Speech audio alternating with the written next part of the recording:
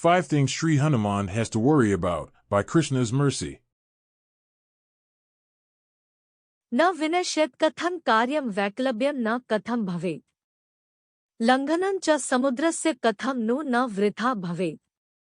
Quote, how can I ensure that the purpose of my task does not get destroyed? How shall I avoid mental disparity? And how do I ensure that my crossing of the ocean does not go for naught? Hanuman, Valmiki Ramayana, Sundara Kand, 2.41. 1. How to beat the clock. There is a time limit. The Vanaras working under the leader named Sugriva must find Sita Devi within the parameters set forth. Sita has gone missing. She is the beloved wife of Shri Rama, who is now aligned with Sugriva in a mutually beneficial partnership. 2. How to cross the ocean. Hanuman and company get a hint. Sita is at the island of Lanka, held there against her will. How will the Vanaras get across the ocean? They put everything on Hanuman. He has to make a giant leap of both strength and faith. 3. How to search through Lanka. Hanuman reaches Lanka, but what will happen next? How will he find Sita Devi? It is not like the people will welcome a foreigner to their land. Hanuman reviews what has just happened. He wants to make sure that crossing the ocean does not go to waste. He is attached to the various milestones within the journey. 4. How to meet Sita Devi.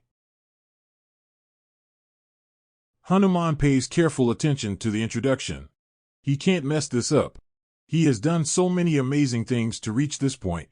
He has finally found Sita, but she has no idea who he is. He must present his motivations in the proper way, so that she will trust him. 5. How to defeat enemies. Hanuman has found Sita Devi. He has made friends with her. He must now return to Sugriva and Rama and report back. There is a debriefing to be done, but first Hanuman must leave Lanka intact. That is not so easy when there are man-eating ogres prepared to attack you. It is one of the more well-known shlokas from Bhagavad-gita. It has universal appeal, as through maturity every person has to follow some kind of work. If, by chance, they stumble upon wealth, if there is a steady supply of food, clothing, and shelter, there is still some kind of activity that takes place. That activity has impetus. It is like the spark that ignites the fire. It is the reason for getting up. It is the purpose to starting. It could also be the cause of perseverance, for continuing forward, beyond the struggle, for reaching the desired destination. कर्मणे एवाधिकारस्ते मा फलेषु कदाचन मा कर्मफलहेतुर्भूर् मा ते संगोऽस्त्व अकर्मणि. Quote, you have a right to perform your prescribed duty, but you are not entitled to the fruits of action. Never consider yourself to be the cause of the results of your activities, and never be attached to not doing your duty. Lord Krishna, Bhagavad-gita, 2.47.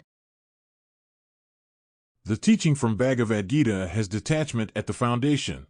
The recommendation is to work in occupational duty, dharma, but not be concerned with the results. If I am aloof from the outcome, then I will avoid the tendency to exploit whatever it is I have gained, such as money. If I am detached from the result, then the mind will not linger over failure.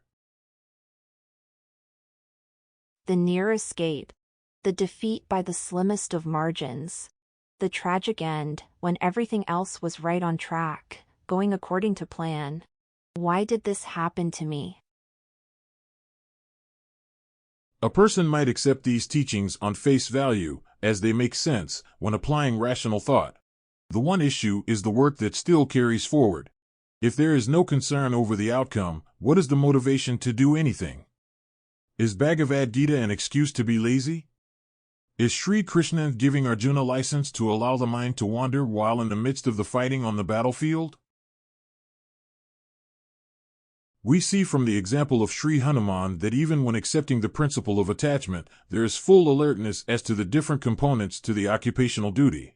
Hanuman cares every step of the way. He wants to succeed. He wants to please the Supreme Lord, Shri Rama. Does that concern not invalidate the proposal? Is Hanuman not in violation of the core principle of Vedanta philosophy? How can someone be attached and detached at the same time? The principle is really not that difficult to understand. The connection to the beneficiary is what leads to the distinction. For instance, I have recently purchased an indoor playground. This is for the enjoyment of my young child.